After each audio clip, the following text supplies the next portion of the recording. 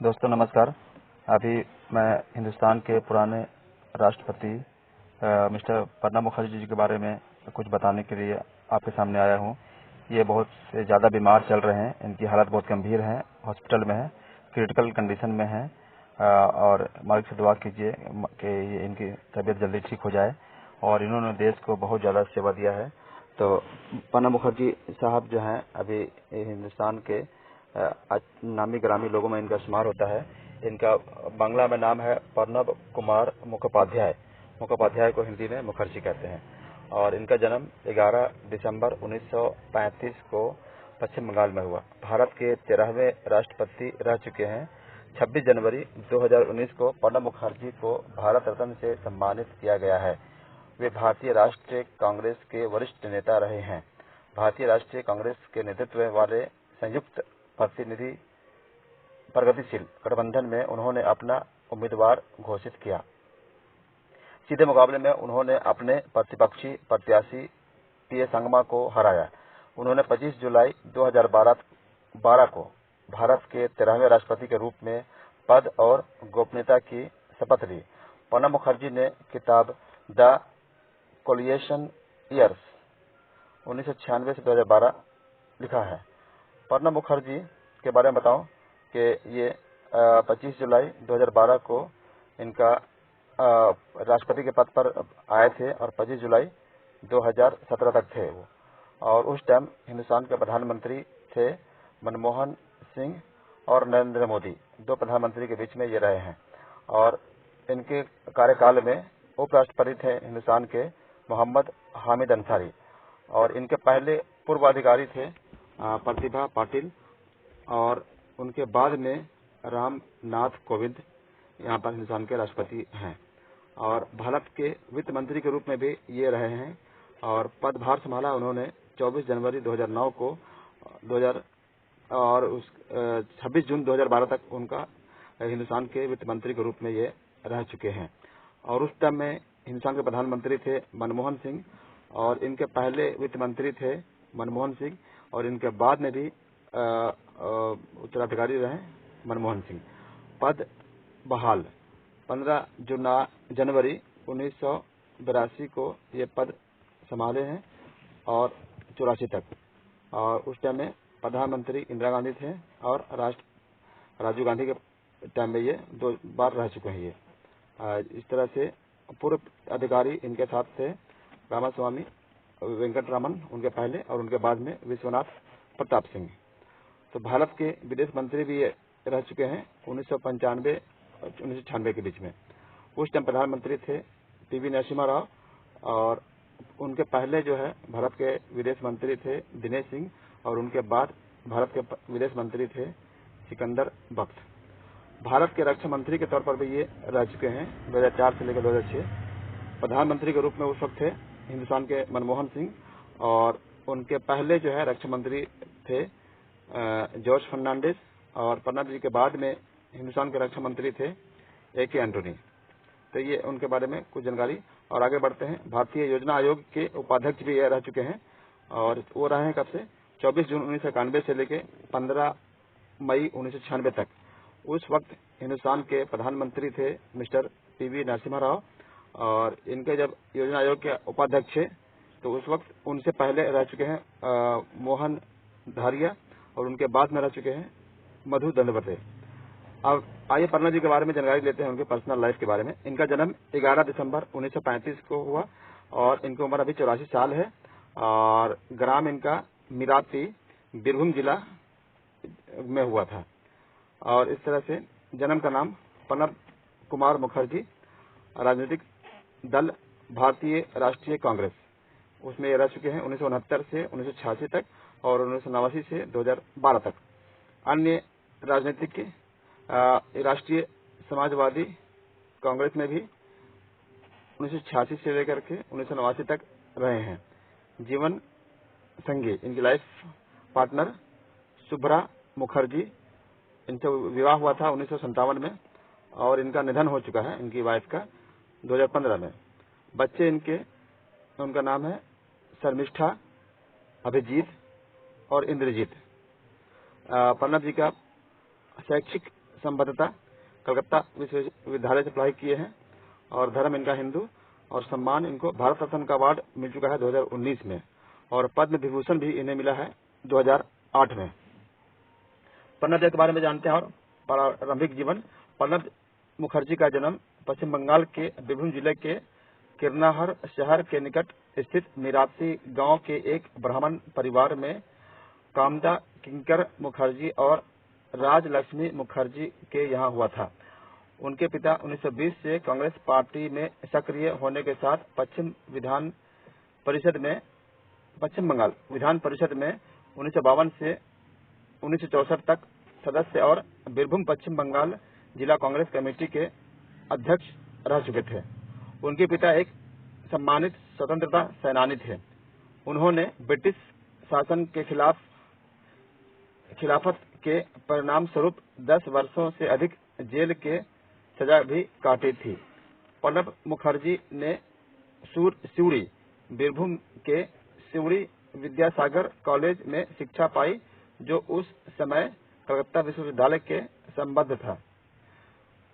और कलकत्ता विश्वविद्यालय के उन्होंने इतिहास और राजनीतिक विज्ञान में स्नातकोत्तर के साथ साथ कानून की डिग्री हासिल की है।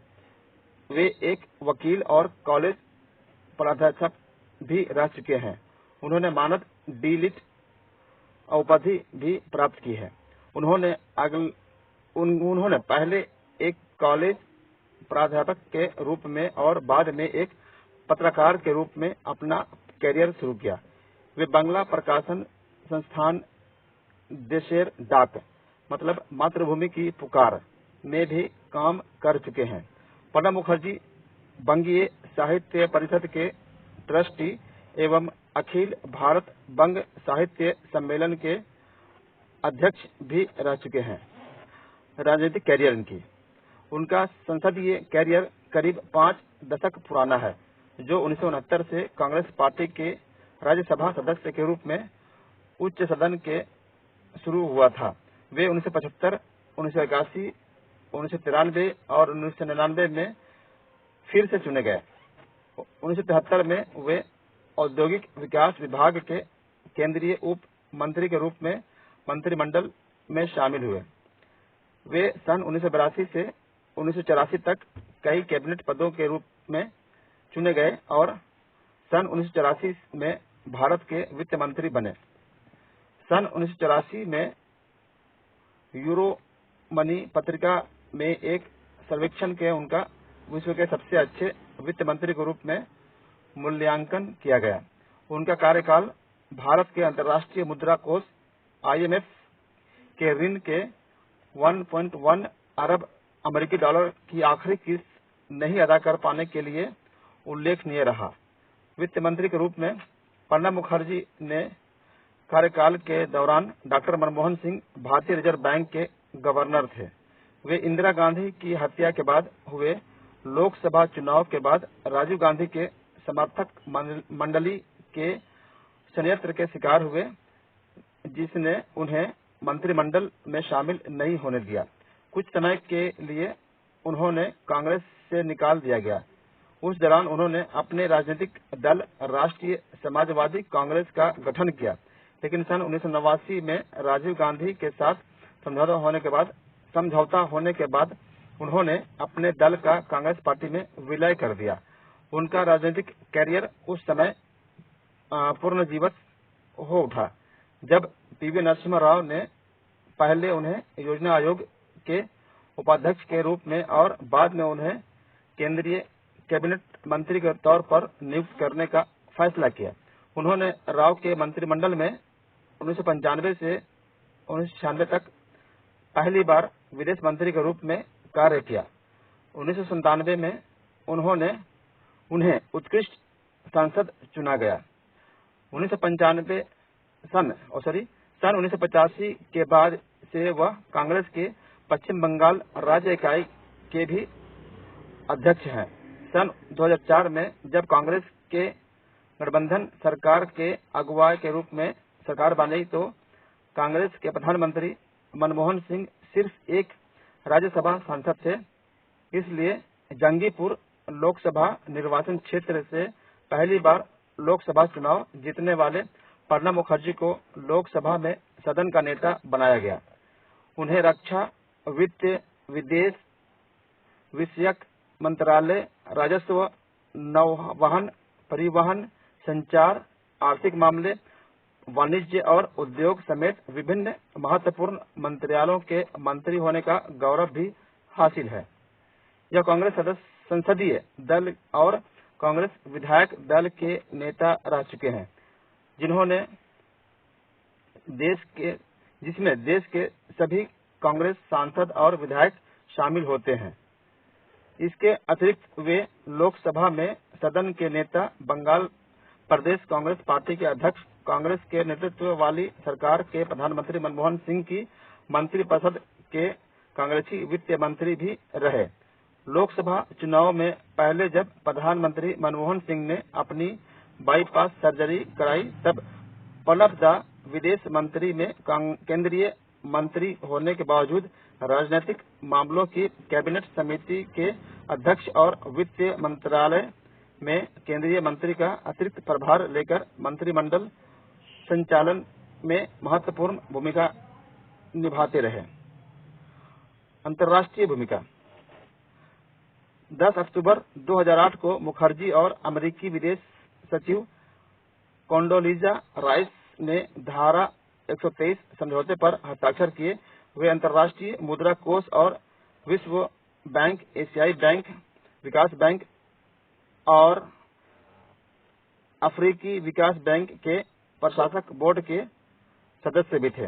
सन 1984 में उन्होंने IMF और विश्व बैंक से जुड़े ग्रुप 24 की बैठक की अध्यक्षता की। मई और नवंबर 1995 के बीच उन्होंने सार्क मंत्रिपरिषद सम्मेलन की अध्यक्षता की। इस तरह से उनका कैरियर बहुत बड़ा है, बहुत लंबी कहानी बन जाएगी पूरी बताएंगे तो। और ये अपने आप में एक महत्वपूर्ण शख्सियत रह चुके हैं, बहुत महान शख्सियत है।